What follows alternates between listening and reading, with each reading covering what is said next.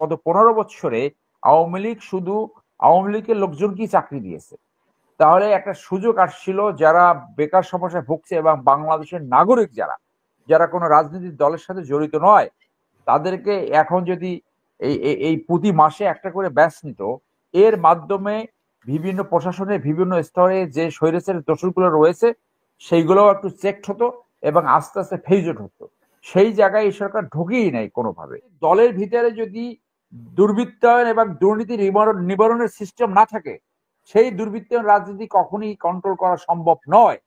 রাজনৈতিক দলের ভিতরে যদি গণতন্ত্রের চর্চা না থাকে, রাজনৈতিক দলের ভিতরে যদি জবাব দিয়ে না থাকে, রাজনৈতিক দলের ভিতরে খারাপ চরিত্রহীন মানুষকে সরিয়ে ভালো মানুষকে সামনে আনার প্রক্রিয়া না থাকে, তাহলে সেই দল এমনিতেই পতন হয়। সবচেয়ে বড় সংস্কার দরকার রাজনৈতিক দলের উপর, এবং রাজনৈতিক দল যদি বড় রাজনৈতিক দল যদি সংস্কার না করে তাহলে কি হবে?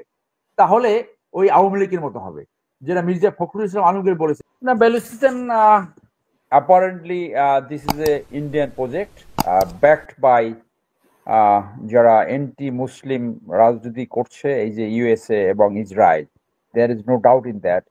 এবং তাদের অ্যাক্টিভিটিস ইনসার্জেন্সি এই পর্যায়ে চলে গেছে যে তারা একটা পুরা রেল গাড়ি হ্যাভিং মোর দ্যান 10 বগিজ সেইটাকে তারা হাইজ্যাক করতে পারে, এবং সেখানেও অনেক হতাহত হয়েছিল।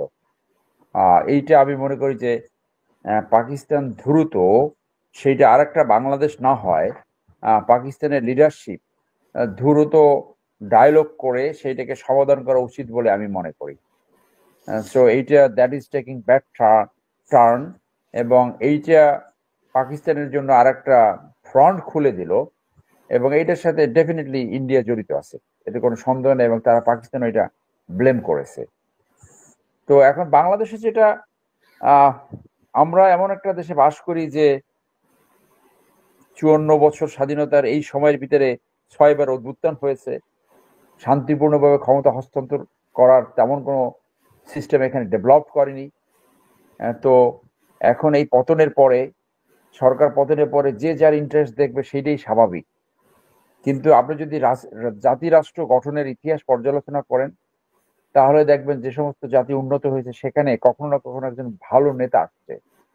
আমেরিকাতে জর্জ ওয়াশিংটন, এই ফ্রান্সের সেকেন্ড ওয়ার্ল্ডের পরে চার্লস গল, ইউরোপে চার্চিল, এরকম অনেক ভালো ভালো নেতা আসছে ইউকেতে।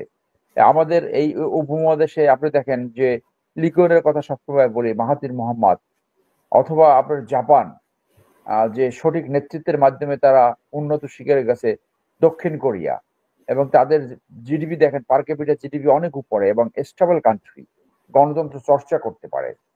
আমি মনে করি যে এই অভ্যুত্থানের পরে, এই বিপ্লবের পরে যেভাবে একজন ভালো নেতা সামনে আসছে, প্রফেসর ইউনূসের ওয়ার্ল্ড ব্র্যান্ড রয়েছে, এবং প্রথম দিকে যে ভুলগুলো করেছে আরো অনেক ভুল আছে, কিন্তু এখন অনেকটা স্টেবল হচ্ছে, যদিও ভুলগুলো তারা সঠিকভাবে সংশোধন করছে না। কিছু ভালো ভালো জিনিস তো অবশ্যই ঘটছে, যেমন এই এই দেখেন যে কাতারে সম্পূর্ণ লোন পরিশোধ করে দিয়েছে, অর্থাৎ এখন জ্বালানির এক ধরনের একটা সাপ্লাই চেইন বড় আকারের সৃষ্টি হয়েছে। ছোট্ট একটা কথা বলি যে ইকোনমি তো অনেকটা স্যাম্বল কন্ডিশন রয়েছে, কিন্তু আমাদের দেশের নেতৃত্ব এরকম দুর্বল, এরকম মানে কি বলবো যে আত্ম স্বার্থ রক্ষাকারী, তারা অনেক ছোট কাজও করতে পারেনি।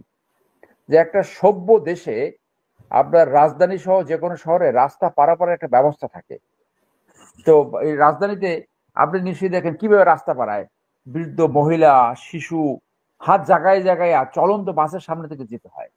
তো আপনি দেখেন যে অন্তত এই জিনিসটা আমাকে অত্যন্ত খুশি হয়েছি আমি, যে তারা জেব্রা ক্রসিং, রাস্তা পারাপারের একটা সিস্টেম অন্তত 4-5 জায়গায় অলরেডি করেছে।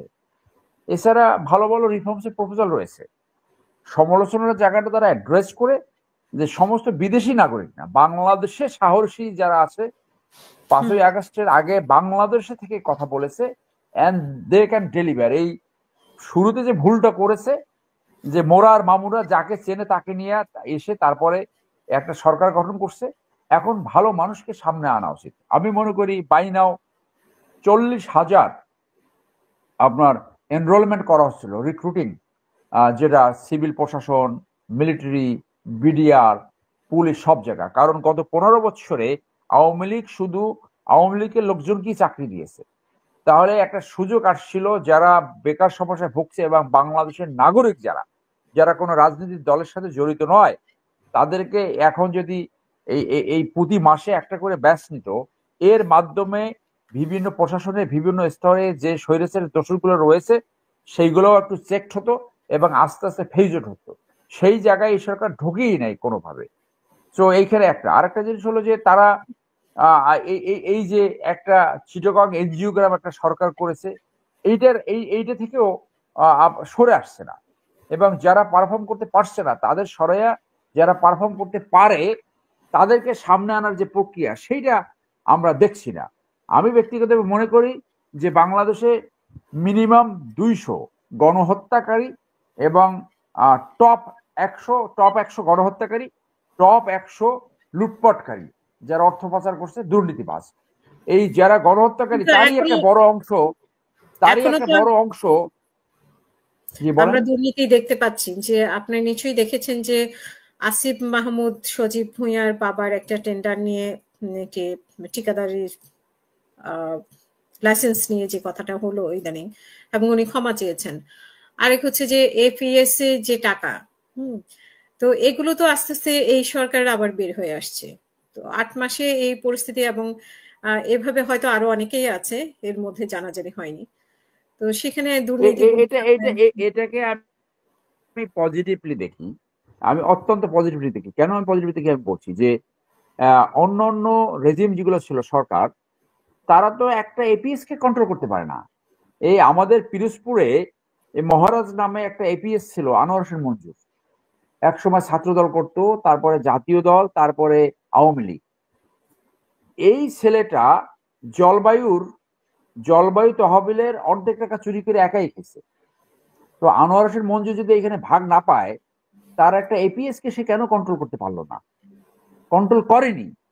এখন পত্রিকায় বের হয়েছে এই আনোয়ার হোসেন মঞ্জুর সাবেক এপিএস 216টা ব্রিজে, পিরিজপুরের 216টা ব্রিজের টাকা খেয়ে ফেলছে, একটা ব্রিজের কাজ হয় নাই, মানে কাগজে কলমে সব টাকা উঠে খেয়ে ফেলছে। তো আপনি একটা এপিএস কে কন্ট্রোল করতে পারে নাই। সেই ক্ষেত্রে এই তার যে এপিএস কে সরিয়েছে, এটা তো অত্যন্ত পজিটিভ যে মন্ত্রীর পদমর্যাদার পদ ব্যবহার করে যাতে দুর্নীতি করতে না পারে সেই ব্যবস্থা।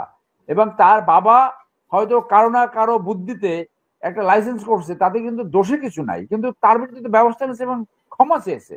এটাকে তো আমি মানি যে ইন্টারনাল ক্লিনিং। এটা তো অনলাইনে আসছে দেখে এটা নিয়ে হয়তো আলোচনা হয়েছে দেখে তারপরে সে এটা করেছে, কিন্তু যদি আলোচনা না আসতো না, আলোচনা হয়েছে বলে সে ব্যবস্থা নিয়েছে। আমি এখানে ব্যক্তিগতভাবে মনে করি যে তার বাবা এই পরিস্থিতিতে একটা লাইসেন্স করছে, সেটা বাতিল কেন করবে? যে কাজগুলো হবে সেই কাজগুলো মনে করেন স্থানীয় সরকার, জেলা পরিষদ অথবা যে কোনো রাষ্ট্র সংস্থার কেউ না কেউ তো সেই কাজগুলো করবে। এখন তো আওয়ামী লীগের কাজগুলো সব এখন ভাগ করে নিয়ে গেছে, ম্যাক্সিমাম বেনিফিট পেয়েছে বিএনপি। তো সেইখানে যদি তার বাবার নিয়ম নীতি মেনে একটা কাজ করে, সেটা দোষের কি? সে যদি তার প্রভাব ব্যবহার করে, সেটা হলো দোষের। আর একটা ভালো দিক আমি দেখেছি যে ওই দাঁড়িয়ে একটা ছেলে, কি জানি নাম, তানবিন নাকি, সে নমিনেশন বাণিজ্য বা কি কি বাণিজ্য করছে, তাকে সাসপেন্ড করে একটা তদন্ত শুরু করছে। বড় দলগুলো তো এইটাই আশা করি, এইটাই তো করার ছিল। আমরা কি বলছি, আমি ব্যক্তিগত বলছি যে সংস্কারের সবচেয়ে বড় জায়গাটা হচ্ছে রাজনৈতিক দলের ভিতরে।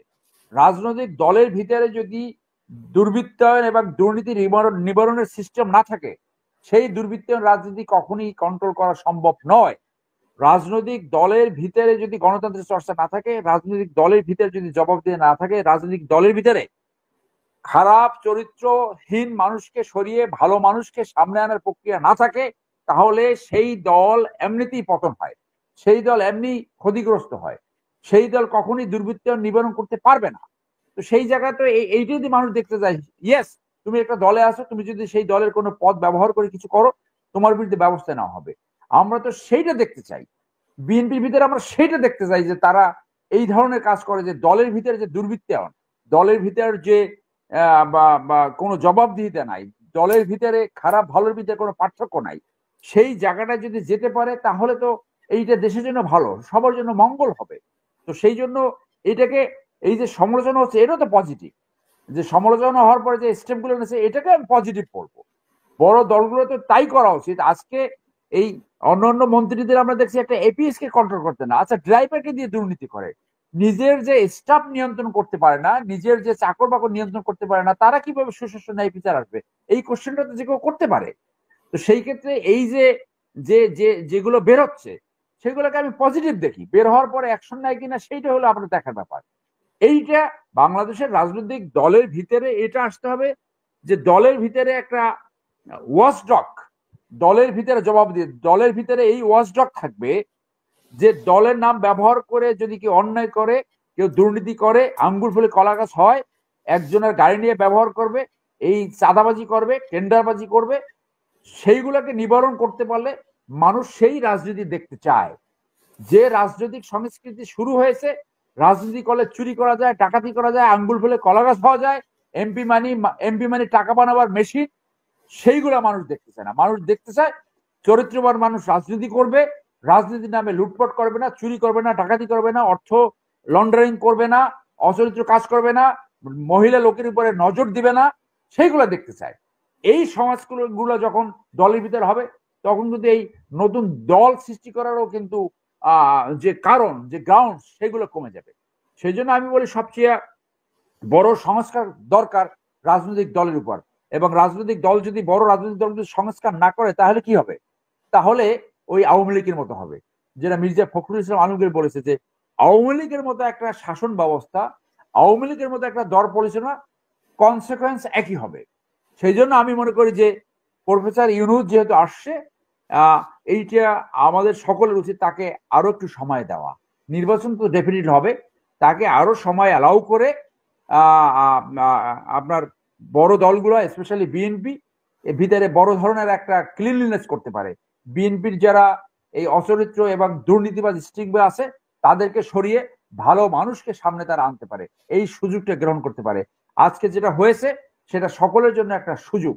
বিএনপি যেটা শুরু থেকে বলে আসছিল, আমি মনে করি সেইটাই বিএনপি পলিসি, যে ইউনূস যদি ফেল করে তাহলে আমরা ফেল করব, এবং আমরা যদি ফেল করি, অর্থাৎ যারা ক্ষমতা আসতে চায় বিএনপি, আমি আশা করি বিএনপি ক্ষমতা আসবে, তাহলে বিএনপি যদি ভুল করে তাহলে সেটা শুধু বিএনপির জন্য ক্ষতিগ্রস্ত না, আবার দেশ ক্ষতিগ্রস্ত হবে, এবং সেটা বিএনপির জন্য রাজনৈতিকভাবে অত্যন্ত ক্ষতির কারণ হবে। সেই জন্য আমি মনে করি পরিস্থিতি অনুধাবন করে জাতীয়তাবাদী দলকে জনগণের আকাঙ্ক্ষা মাথায় নিয়ে সংস্কার করতে হবে, মডিফাইড হতে হবে, এবং মানুষকে দেখাতে হবে যে তারা আওয়ামী লীগ টাইপের একটি দল নয়, তারা সুশাসন ন্যায় বিচার নিশ্চিত করতে পারে।